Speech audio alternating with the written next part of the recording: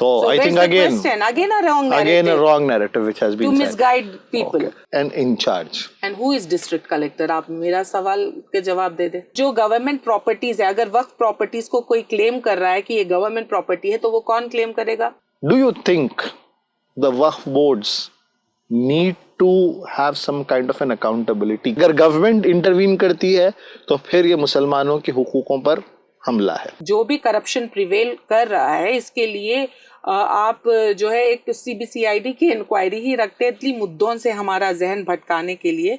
I mean job से, education से, poverty से, इन सारे मुद्दों से हटाकर हम JPC को तो actually it was a joke because जितने अमेंडमेंट्स एक्सेप्ट किए गए हैं वो सारे amendments were push forward by the party in power. खिलाफ है. ये बगावत नहीं है, ये हमारी हक की लड़ाई है. बस यही ये एक स्टैंड बहुत क्लियर था कि ये बगावत नहीं, ये हम हमारे हक मांग रहे हैं. हम बागी नहीं बन रहे. We are not rebelling against anything, we are asking for our rights.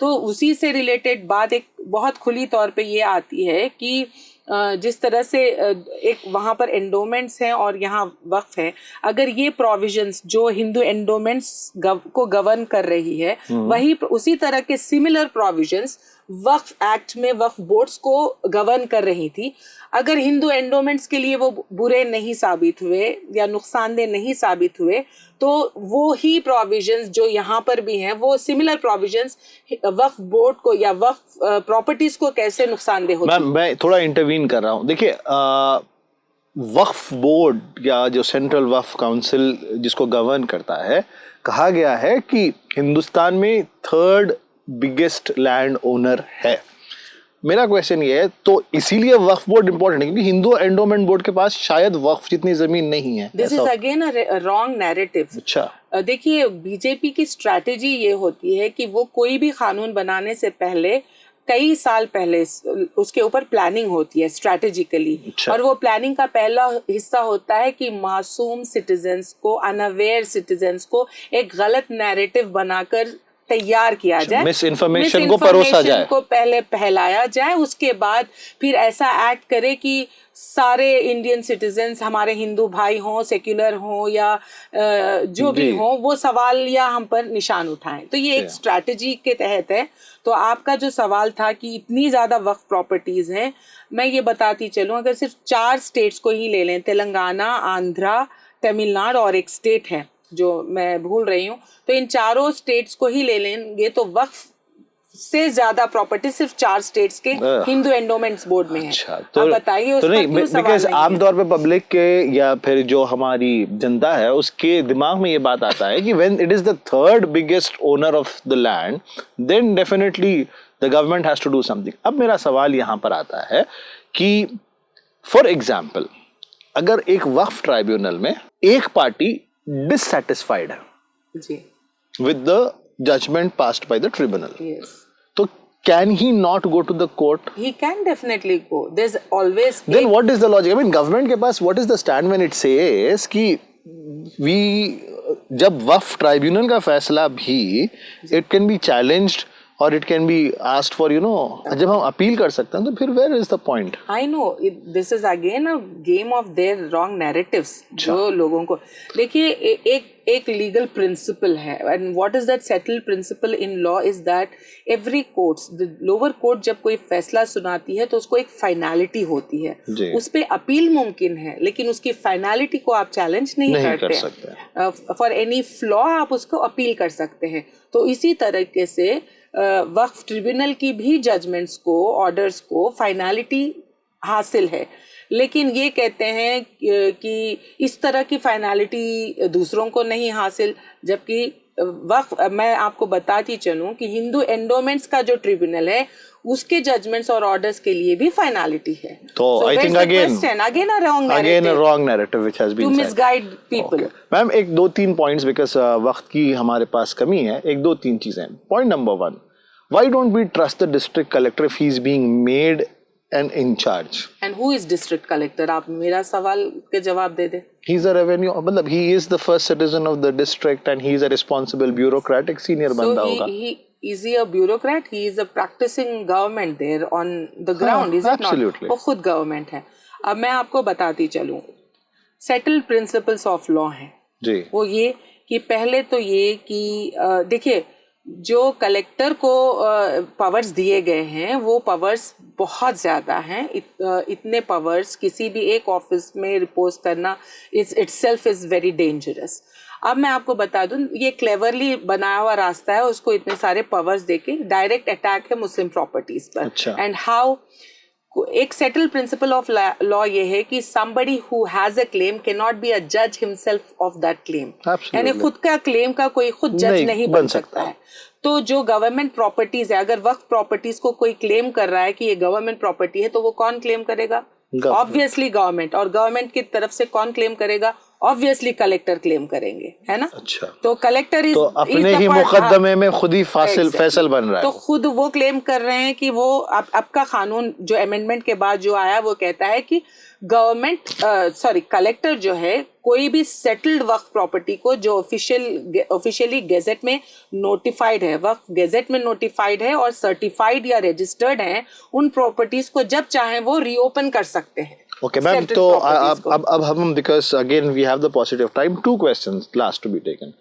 Do you think the Waqf boards need to have some kind of an accountability? क्या वक्फ बोर्ड की जवाबदेही? Of course, I do agree. तो उसके लिए आपका क्या मशवरा है? अगर गवर्नमेंट इंटरवीन करती है तो फिर ये मुसलमानों के हुकूकों पर हमला है. तो फिर कौन हो जो इस चीज को सुधारे और इतने साल तक क्यों नहीं सुधारा गया? देखिए बहुत अच्छे रास्ते भी थे. गवर्नमेंट के पास बहुत सारे ऑप्शंस थे इसको ट्रांसपेरेंट रखने के लिए. एक जो बहुत अच्छा वी वेलकम डिजिटाइजेशन करने की जो बात वो कर रहे हैं, वी वेलकम दैट. वो तो अगर आप देखें तो मुख्तार अब्बास नकवी साहब ने 2014 या 15 गालिबन उसमें ही said that 99% of the Waqf properties are already digitised. लेकिन आज आप जाकर वहां देखेंगे तो they really don't have that. On net आप अगर सर्च करेंगे तो वो सारा डेटा वहां से, एटलीस्ट मैं तेलंगाना की बात कर रही हूँ, वहां पर मिल ही नहीं रहा. राइट? अच्छा. हाँ नहीं है. तो देखिए there is also one alternative. Waqf commissionerate बनाया जाता तो वो भी एक बहुत अच्छी ऑप्शन थी. ये जो हमारे पास I would really love to mention his name Shafiquzzama साहब जो थे, he is a Waqf champion. वो इतना अच्छा काम करते हैं. He has a very good expertise on that. तो वो उन्होंने भी जब टीडीपी गवर्नमेंट यहाँ थी उन्होंने भी ये बात रखी. बाद में बहुत सारे सिविल सोसाइटीज ने, वक्फ एक्टिविस्ट ने भी ये बात बार बार कही है कि भाई इस जो भी करप्शन प्रिवेल कर रहा है इसके लिए आप जो है एक CBCID की इंक्वायरी ही रखते. That I am also okay with that. एक इंक्वायरी की करवाई जाती या फिर जो है वक्फ कमिश्नरेट को भी एक प्रपोजल रखा था, उस पर भी सोचा जा सकता है. लेकिन सारा वक्फ एक्ट को बदल के रख देना, मुझे ये लगता है बीजेपी को लगा होगा कि करप्शन यहाँ पर है तो क्यों ना हम सीधे सीधे इसको कोई एक्ट के तहत पूरे तरीके से अटैक करके कब्जा कर लें. अच्छा ma'am, 1-2-3 points. The second last question again. भाई कॉन्स्टिट्यूशनल राइट है हमारा प्रोटेस्ट करना. What do you think? Why is the government a mute spectator? आंखें मूंद ली है कि एक ब्लैक बैंड पहनने पर भी 2 लाख का bond. Where is our civil society और where are people from there? आवाज उनकी क्यों सुनाई नहीं दी जा रही है? हद तो ये हो गई है कि इवन द सुप्रीम कोर्ट के एक इंटरिम जजमेंट पे मिनिस्टर और वाइस प्रेसिडेंट साहब के भी ऐसे ऐसे कमेंट्स आ रहे हैं जो क्लियर कंटेम्प्ट ऑफ कोर्ट है. तो आई समटाइम्स फील कि what do you think we as a society, हम बतौर एक समाज के इसको किस तरह से देखें और कब इसका खात्मा होगा? When will this and? See, definitely for past 10 years, democracy is moving towards autocracy. अच्छा. जितने भी आप कानून देख रहे हैं बहुत ड्रैकोनियन कानून जो है बीजेपी बना रही है. बीजेपी ये सारे कानून इसलिए बनाती है कि जैसे हमारे ऑपोजिशन पार्टीज ने भी कहा और बहुत सारों ने, सिविल सोसाइटीज भी ये बार बार जोर दे रहे हैं, वो असली मुद्दों से हमारा जहन भटकाने के लिए, आई मीन जॉब से, एजुकेशन से, पॉवर्टी से, इन सारे मुद्दों से हटाकर हमको हिंदू मुस्लिम का झगड़ा करा के ये अपना जो है हाँ, पावर। और ये बनाने के बाद वो लोग एक ऐसा प्रोग्राम भी करते हैं जहाँ पे वो जाकर उस कानून की तायीद करते हुए लोगों को समझाने के लिए रोड पर भी उतरते हैं। हमने देखा कि सीए का जब एक्ट पास हुआ था, देयर वर पीपल जहाँ पर एक तरफ प्रोटेस्ट हो रही थी तो दूसरी तरफ गवर्नमेंट ऐसे मीटिंग्स ऑर्गेनाइज करना चाह रही थी। और इसी उसमें कहूँ कि सॉलिसिटर जनरल जो है, उन्होंने सुप्रीम कोर्ट में कहा कि many Muslims want private charity rather than waqf. अब मेरी आपसे ये सवाल है, आप ऑल इंडिया मिली काउंसिल से जुड़ी हो, मिली काउंसिल तो ऑब्वियस है मिल्लत से जुड़ी हुई होती है, ऑन ग्राउंड वर्क करती है, क्या आप इस बात को बाई करती हैं कि गवर्नमेंट ने मुसलमानों का ओपिनियन लिया है कि वो वक्फ बोर्ड को डोनेट करना चाहती हैं या फिर private? What do you think? आपका गट फीलिंग ये क्या है? बहुत गट फीलिंग नहीं, बहुत सच्चाई भी है कि सुपरफिशियल चंद लोगों को, जिसको कोई नॉलेज ही नहीं, देखिए चंद लोग हमारी पूरी कम्युनिटी के रिप्रेजेंटेटिव्स नहीं हो सकते, चाहे वो किसी को भी खड़ा करके कहें कि कुछ मुट्ठी भर लोगों को कुछ लेटर्स, उनके पास चंद लेटर्स की इतनी अहमियत है कि वो उन्होंने इतना बड़ा अमेंडमेंट लाया।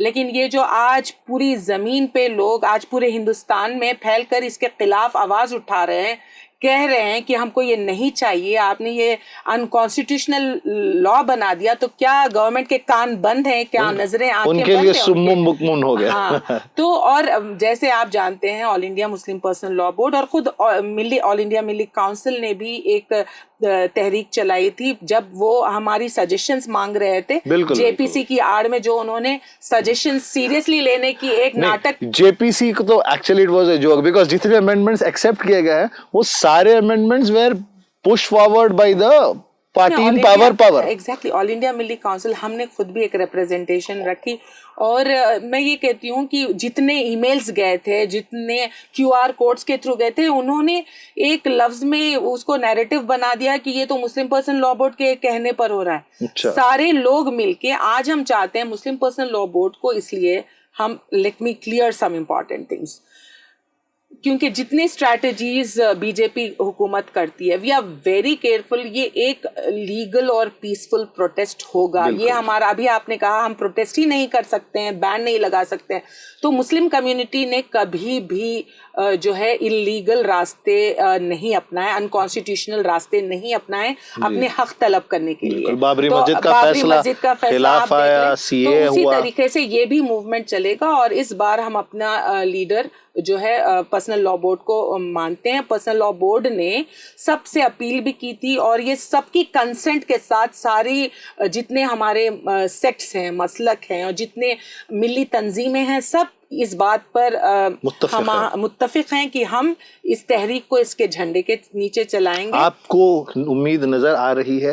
ये लड़ाई आसान तो नहीं होगी। ये लड़ाई आसान नहीं है। लड़ाई किसानों के बिल वापस करने के लिए शहादतें देनी पड़ी, सब चीज छोड़ना पड़ा, और सबसे इम्पोर्टेंट इत्तेहाद,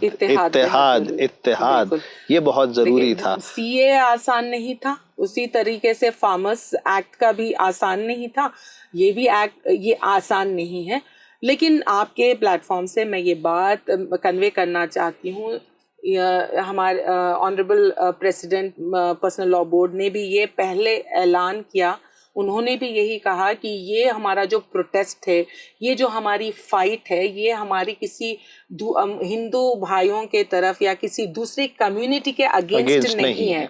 ये हमारा हुकूमत से हमारी फाइट है, ये हुकूमत के अनकॉन्स्टिट्यूशनल कानून बनाने के खिलाफ है। ये बगावत नहीं है, ये हमारी हक की लड़ाई है। बस यही, ये एक स्टैंड बहुत क्लियर था कि ये बगावत नहीं, ये हम हमारे हक मांग रहे हैं। हम बागी नहीं बन रहे, we are not rebelling against anything, we are asking for our rights.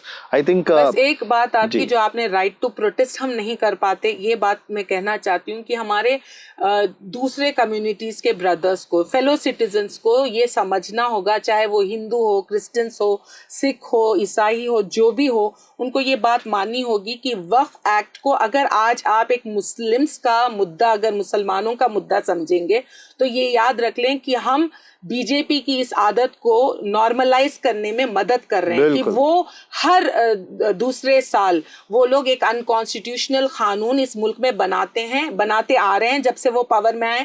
वो सीए हो या फार्मर्स का इशू था, या फिर अब ये वक्फ का हो, या हिजाब का जो मामला था, जितना इसको बनाया गया था, तो दे आर, या यूएपीए जैसे कानून को इतना तरीके से लेना और क्रिमिनल लॉज सारे अमेंड कर देना, आईपीसी, सीआरपीसी एविडेंस को खत्म करके बीएनएस में पुलिस को बहुत ज्यादा पावर दे देना। तो ये आप देखिए, डेमोक्रेसी इज मूविंग। अब इस मुल्क में हवाएं जमहूरियत से, डेमोक्रेसी से ऑटोक्रेसी की तरफ जा रही हैं। तो हर जिम्मेदार हिंदुस्तानी को ये समझना होगा कि किसी भी कम्युनिटी के लिए, मुसलमानों को भी समझना होगा, दूसरों को भी, इस मुल्क में रहने वाले हर कम्युनिटी को समझना होगा कि जो भी कानून बनता है उसकी कॉन्स्टिट्यूशनलिटी देखे, क्योंकि constitution is supreme over everything. Absolutely. और बड़ी जिद्दोजहद, मेहनत और बहुत सारे डिस्कशन के बाद पूरी दुनिया का सबसे बेहतरीन दस्तूर, सबसे बेहतरीन आइन हिंदुस्तान के पास है, और हम फख्र करते हैं कि हम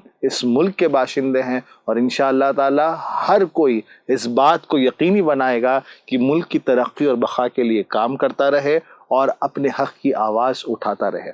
इंशाअल्लाह ताला हम उम्मीद करते हैं कि ये पॉडकास्ट मुफीद रहा। डिस्कशंस और जो इनपुट्स मैडम की तरफ से आए हैं वो आप सबके लिए बड़े इंफॉर्मेटिव रहे हैं, and I am very very sure इंशाअल्लाह ताला हम इस किस्म के पॉडकास्ट और पेश करते रहेंगे।